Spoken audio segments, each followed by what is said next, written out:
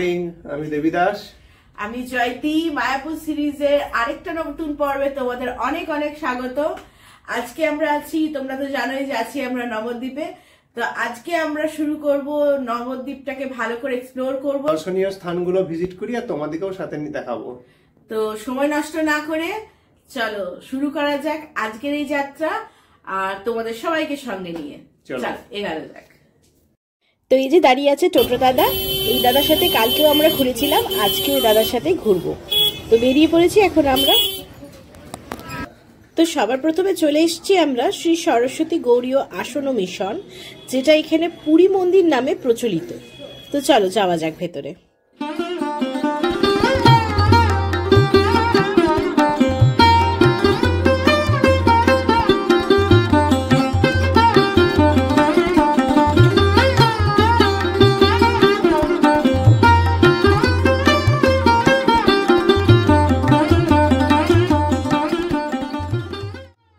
খুবই সুন্দর এই মন্দির, আর যেমন কি দেখতেই পাচ্ছ পুরো মন্দিরের গায়ে চিত্রের দ্বারা প্রতিফলিত পুরাণ কাহিনী।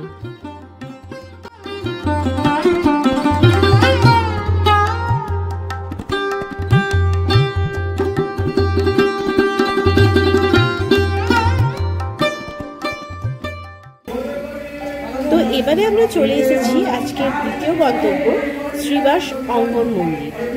তো চলো যাওয়া যাক ভেতরে এবং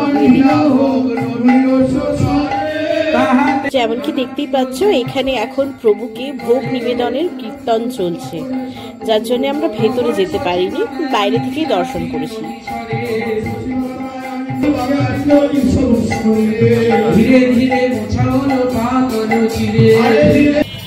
তো এবারে আমরা চলে এসেছি শ্রী শ্রী গুপ্ত বৃন্দাবন। তো চলো যাই ভেতরে এবং ঘুরে দেখি।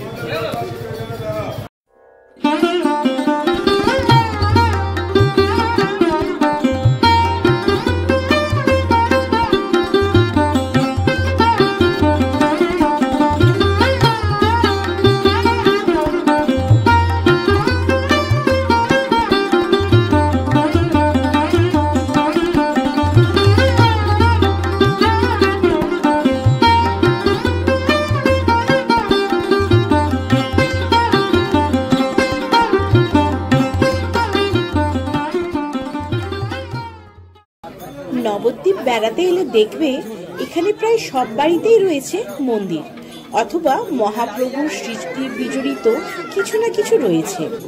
তো আমরা এখানে এসেছিলাম ধামেশ্বর শ্রী শ্রী গৌরাঙ্গ মহাপ্রভুর মন্দির দর্শন করতে, কিন্তু এখানে চলছিল আরেকটা কিছু উৎসব, যার জন্য প্রচুর ভিড়, যেমন কি দেখতেই পাচ্ছ তোমরা।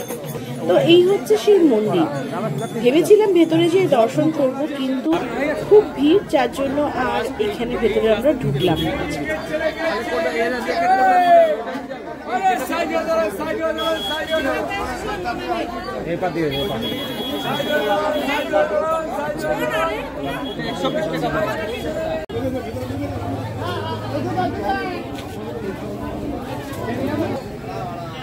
তো এবারে আমরা এসেছি শ্রী দেবানন্দ গৌড়ীয় মঠ দর্শন করতে। চলো যাওয়া যাক ভেতরে। খুবই সুন্দর এই মন্দির এবং বেশ বড়। এখন এখানে আরতি চলছে, চলো দর্শন করে নিই।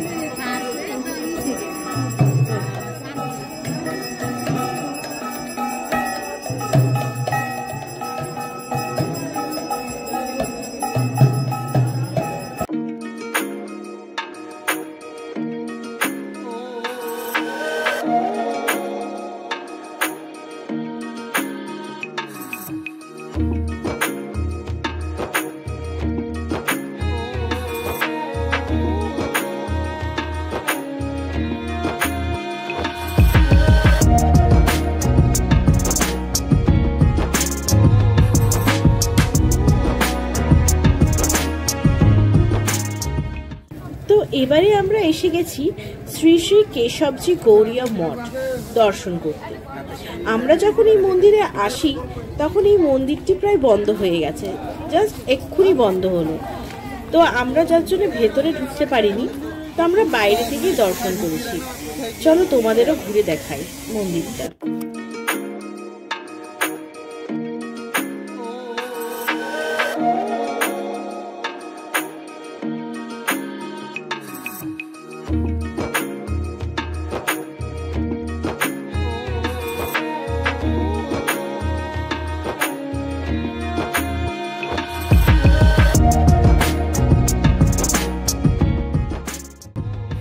মন্দির ঢুকতেই বাঁ দিকে মূল মন্দির ও ডান দিকে থাকার জায়গা।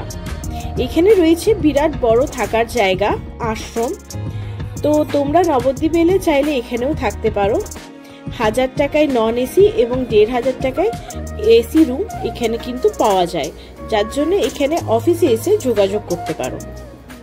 হ্যালো, তো নবদ্বীপে আমরা ঘুরতে ঘুরতে চলে এসেছি একজনের বাড়ি, যাকে তোমরা সবাই চেনো, নবদ্বীপের একজন বিখ্যাত ইউটিউবার সাধন সাথী। তো তার বাড়িতে আমরা চলে এসেছি সাথীর সাথে দেখা করতে, সাধনদার সাথে দেখা করতে। চলো দেখা করি ভেতরে।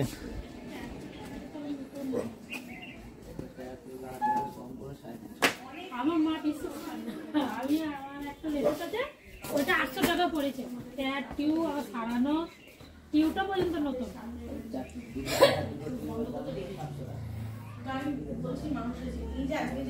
অনেকেই তোমরা চেনো, যারা চেনে না তারা এই চ্যানেল থেকে চিনবে। কি আছে সবাই চিনবে এমনটাও নয়। না, এই হচ্ছে আমার সাথী বোন, খুবই ভালো, খুবই ভালো। হ্যাঁ, আর কি বলবো, আমাদের খুব কাছের মানুষ। তো সেই ঘুরতে ঘুরতে চলে এসেছি দিদির বাড়িতে। আর দিদি প্রচন্ড সংকোচ করছিলাম যে ডিস্টার্ব করবো কিনা, কিন্তু এসে পরে এত ভালো লেগেছে ওনাদের সঙ্গে মিশে। আমার মনে হচ্ছে একই ফ্যামিলি, খুব কত কাল ধরে চিনছি, সেরকম ভাবে পরিচয় করছি। তো এই হচ্ছে দিদি। সবথেকে বড় কথা, আজকে এসেছি, আজকে সাথীর বার্থডে। Happy birthday. বিশেষ দিনে এসেছি। না এগুলো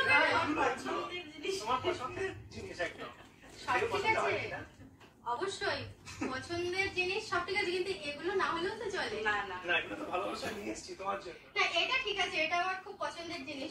আমার খুব কাছের মানুষ, সত্যি খুব কাছের মানুষ। এই যে বসো বসো। হ্যাঁ তুমি বলো না। মানে ফার্স্ট টাইম যে ফেস টু ফেস দেখা হলো, আমার সেটা মনে হচ্ছে না। প্রত্যেক দিন দেখা হয়, কিন্তু সেটা হচ্ছে ভিডিওর মাধ্যমে। এই দিদিভাইয়ের থেকে এই দাদা ভাই মানে বেশি আমাদের ভিডিও দেখে, আর এত বড় বড় করে কমেন্ট লেখে। প্রত্যেকটা ভিডিও খুঁটিয়ে খুঁটিয়ে দেখে, কমেন্ট লেখে। এটা আমার ভীষণ ভালো লাগে। আর সত্যি কথা বলতে আমি না তোমার কমেন্টসটা মানে তুলে তুলে দেখি এসেছে কিনা। এত সুন্দর করে গুছিয়ে একটা মানুষ সময় নিয়ে লেখে, আমি সেটা পড়বো না ধৈর্য ধরে, সেটা কখনো হয়? আমার তো খুবই ভালো লাগে তোমার ভিডিও, এত ভালো লাগে, এত ভালো লাগে কি বলবো আর কি। যাক, আমারও ভীষণ ভালো লাগছে। আর আশা রাখবো যেন এইটাই লাস্ট টাইম আসা না হয়, ঠিক আছে? এরপরেও আশা হবে, যেন এই আশাটা রাখতে পারি। অনেক আশীর্বাদ করছি, যেমন 1 মিলিয়ন খুব জলদি।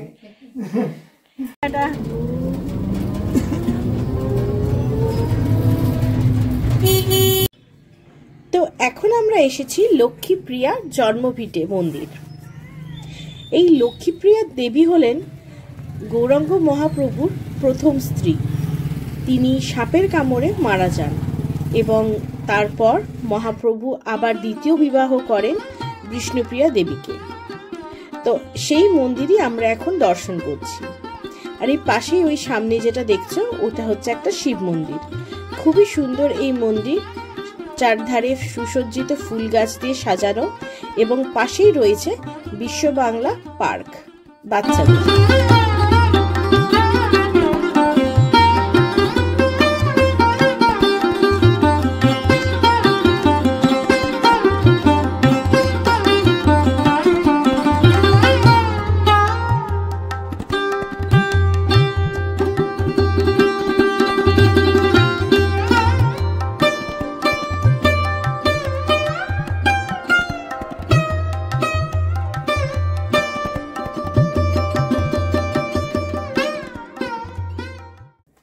গুড ইভিনিং বন্ধুরা, আমরা দুপুরবেলায় রুমে চলে এসেছি, একটু রেস্ট করলাম।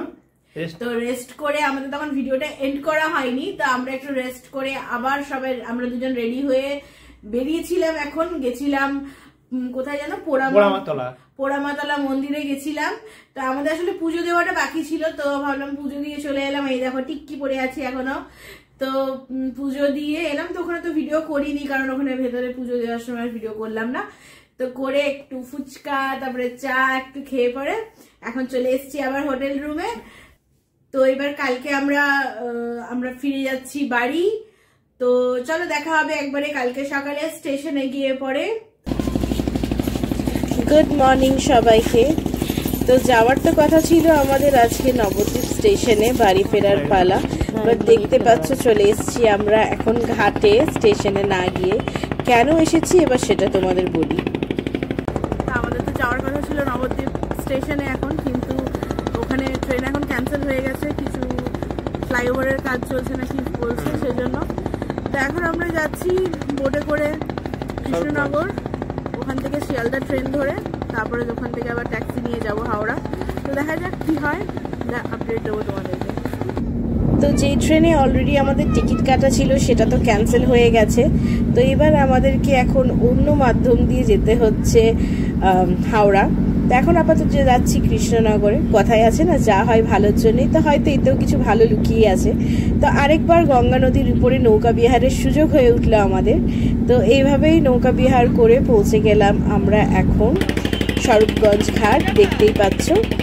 আর এইখানে ঘাট থেকে বেরিয়ে এখন নিয়ে নিয়েছি আমরা একটা টোটো, কারণ এখানে শুনলাম আবার অটো নাকি আজকে বন্ধ। যাই হোক, নিয়ে নিয়েছি টোটো। এবার আমরা চলে যাচ্ছি কৃষ্ণনগর স্টেশন। তো স্টেশনে এসে এত ভিড়, স্টেশনে আর কোনো ফুটেজ আমরা নিইনি, এখানে ভিডিও ফোন পকেট থেকে বাড়ি করিনি। এই ট্রেনটাও সাংঘাতিক ভিড় ছিল, কিন্তু এখন একটু ফাঁকা হয়েছে। এই যে আমি তো তাও বসে আছি, ও তো দাঁড়িয়েই রয়েছে রীতিমতো। তো পৌঁছে গেছি আমরা এখন দমদম জংশন, দেখতেই পাচ্ছ এত সবের মধ্যে দিয়ে। তো চলো যাই বাইরে এবং স্টেশনের বাইরে থেকে যেয়ে দেখি। তো আমরা সরাসরি দমদম থেকে ট্যাক্সি বুক করে নিয়েছি, যাচ্ছি হাওড়া স্টেশন।